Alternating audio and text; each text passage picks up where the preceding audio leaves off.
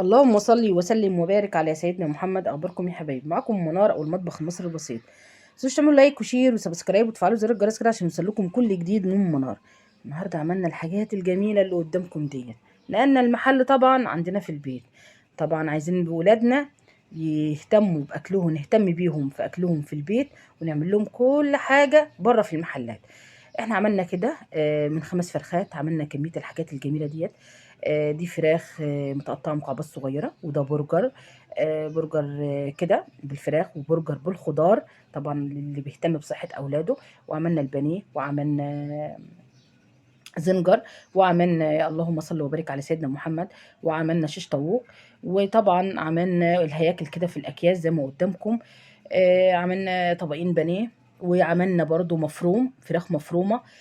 انا حبيت ان انا اوريكي واخليكي كل بنوته شاطره اولى مطبخ لسه لازم تعرف كل حاجه عن البيت، ولازم أن تعرف كل حاجه في مطبخها، ولازم أن تعمل كل حاجه لاولادها علشان ما تحترش في اي حاجه. احنا كده بدأنا نكتب على الاطباق ديت كل حاجه فيها ايه، عشان طبعا ما نتلخبطش، لان لما بنحطها في الفريزر كله بيتوه في بعضه، فما بنعرفش ده ايه، فهنضطر ان احنا نفتح كل طبق. فليه هنفتح كل طبق؟ جبت القلم، كتبت على كل طبق النوع تبعه، زي ما قدامكم كده، عشان ما الفش كتير وادور وافتح وكده. زي ما قدامكم كده يا حبايبي، عملنا كل حاجه في الفيديو بقى بجد.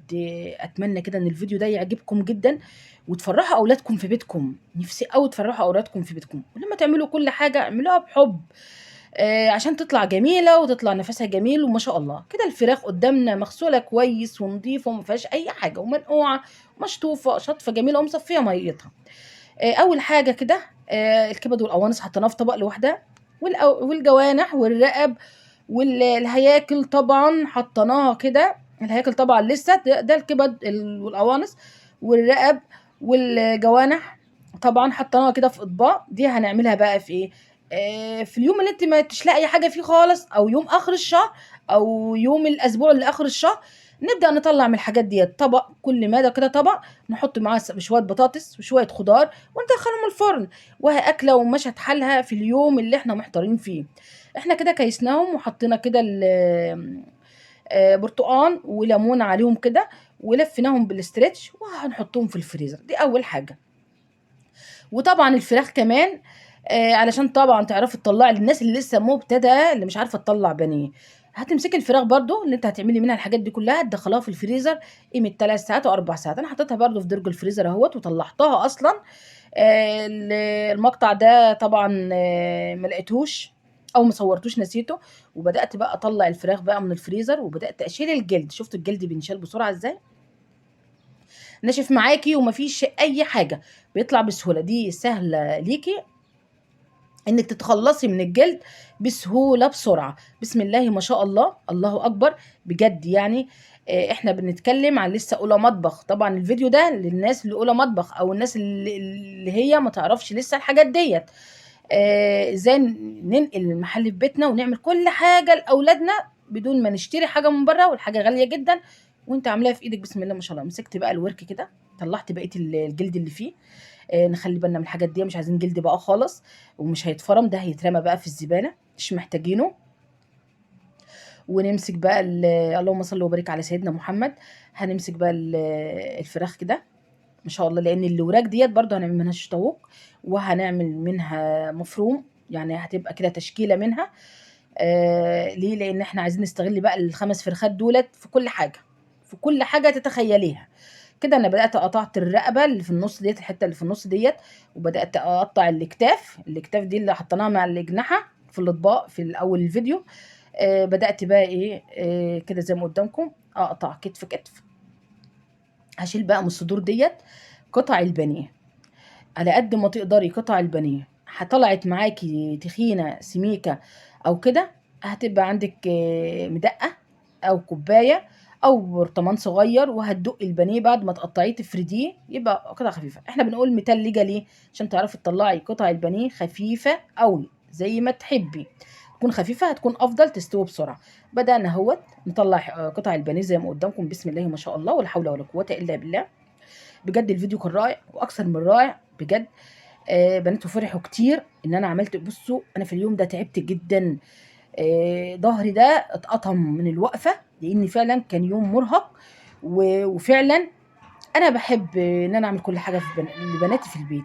صحيح انا بتعب جدا وبيكون في ارهاق جدا وانا بعمل الموضوع ده، لكن في الاخر بتكوني مرتاحه طول الشهر وشهرين وثلاثه بالحاجات ديت بتكوني مرتاحه، وانت عامله كميه في يوم واحد وهتقعدي ترتاح، مش هتعملي كل شهر الكلام ده.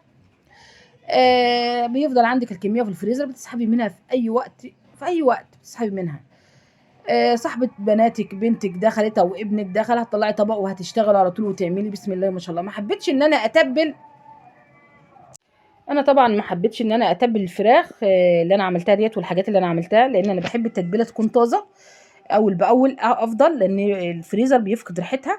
اللي حابب يتبل براحته، لان انا عارفه ان الحاجات ديت هتبقى هتغيب عندي، لان انا عامله حاجات تانية. فطبعا هتكون الحكايه هتكون يعني هيبقى اكتر من شهر او شهرين. فطبعا انا مش عايزه اتبل الا اول باول. ان شاء الله لو لقيت وقت في الفيديو هقول لكم التتبيله اللي انا بعملها علشان كله يعملها. بدأنا كده بنشيل البانيه زي ما قدامكم. انا عايزه كده اقول لكم على اسم القناه قبل ما ندخل على النوع التاني. قناه الكوره مع حسن. القناه دي جميله جدا ومحتواها جميل. اتمنى ان انتوا تدخلوا كده تنوروه وتكبروا بخاطره وتكبروا قناته. الكوره مع حسن. هسيب لكم لينك القناه في اول كومنت مثبت ان شاء الله، عشان تدخلوا كده وتنوروه وتكبروا بخاطره. ربنا يجعلنا دايما سبب في جبر الخواطر ان شاء الله يا حبايبي. وكلنا محتاجين لبعض، وكلنا لازم ايدينا تكون في ايدين بعض. تمام، احنا كده خلصنا، عملنا طبقين بانيه. بدأنا بقى ناخد بقى الفراخ. طبعا كل ما بناخد بانيه بيبقى لسه الهيكل بتاع الفراخ بيبقى لسه فيه لحمه كتير. فببدأ بقى اخد بقيه اللحمه، بقيه لحمه الفراخ اللي فيها اعملها ايه، زنجر او صوابع دجاج حره، او زي ما بتسميها. بناتي بيحبوها قوي. باحب اعملها لهم، بتكون سبايسي شويه. فبيحبوها، تبقى فراخ زنجر، تبقى جميله قوي. ممكن تعملها صوابع دجاج وتعملها في سندوتشات فينو، عيش فينو، تبقى جميله قوي ما شاء الله. وببدا كده اخد بواقي الفراخ، ولسه برضو الهياكل دي برضو فيها فراخ، لسه فيها لحمه. ما ننساش وما نهدرش في الحاجه، وناخد بالنا واحنا بنعمل كل حاجه، علشان طبعا ربنا هيحاسبنا على الحاجه اللي زي ديت. بنطلع كل كمية الفراخ كده زي ما قدامكم. بحاول اخد القطع الكبيرة اللي بتبقى على جنب، اعملها صوابع كده، صوابع فراخ زي ما قدامكم كده يا حبايبي، بوريكم اهوت. احنا كده عملنا طبق الزنجر، وعملنا طبقين بانيه ما شاء الله، ولا حول ولا قوة الا بالله. نرجع تاني بقى، بننضف بقى الفراخ دي بقى، بنطلع الشيش طاووق زي ما قدامكم. عملنا منه وراك وصدور. رجعنا تاني بقى، خدنا قطع الفراخ الصغنطوطة قوي. بعد ما خلصنا الشيش طاووق، عملنا بقى قطع مربعة كده صغنونة قوي كده. دي بقى ممكن اعمل مكرونة، اسلقها كده واعملها في صلصة، واعملها بقى زي اشوحها كده مع فلفل الوان وبصل وكده، ومن الفراخ ديت ونحطها على وش المكرونة، بتبقى جميلة قوي. ممكن نعمل بقى صينية مكرونة بشاميل، مش لازم يبقى فيها لحمة. المكعبات الصغيرة دي بتبقى جميلة قوي. ممكن نعملها مع رز مبهر، بتبقى جميله قوي. تعملي فيها كل حاجه، اي اكله ممكن تعمليها تحمريها وما شاء الله تعمليها زي البانيه كده، وبتبقى قطع مربعه صغننه برضو، وتروحي عاملاها في سندوتشات عيش فينو. كل حاجه ممكن، كل حاجه تخيليها تعمليها لاولادك وتفرحي بيهم. بدأنا قطعنا كل الفراخ وخلصنا كله كده، وبدأنا بقى جبنا المفرمه الكهرباء وفرمنا كميه الفراخ اللي عندنا. شايفين الجمال، شايفين الحلاوه، بسم الله ما شاء الله. تعب فعلا يا جماعة، والله تعب، بس بكون مبسوطة وانا عاملة كل حاجة. جبت كده الخضار، البقدونس وكزبرة وشبت، وقطعتهم وبصل وفلفل اخضر، بحب قوي الفلفل فيها. ورحت عاملاهم كده بالمنظر ده. ورحت عاملة بقى الايه، كمية الفراخ كده وخلصت. عملت بالخضار طبعا، انا سرحت في الفيديو، عملت بالخضار كوسة وجزر واللهم صل وبارك على سيدنا محمد، وبطاطسايه، وفرمت وبشرتهم بالمبشره. وعملتهم بقى في بقيه الفراخ المفرومه، وحطيت طبقين فراخ مفرومه على جنب برضو. نوحت منها كتير، وكده كتبت وخلصت وغطيت حاجتي، واحطهم بقى في الفريزر. واقول لكم بقى ما تنسوش بقى تعملوا لايك، يا رب يكون الفيديو عجبكم، و... ودايما بعمل لكم حاجات حلوه. ما تنسوش تعملوا لايك وشير وسبسكرايب وتفعلوا زر الجرس كده علشان يوصل لكم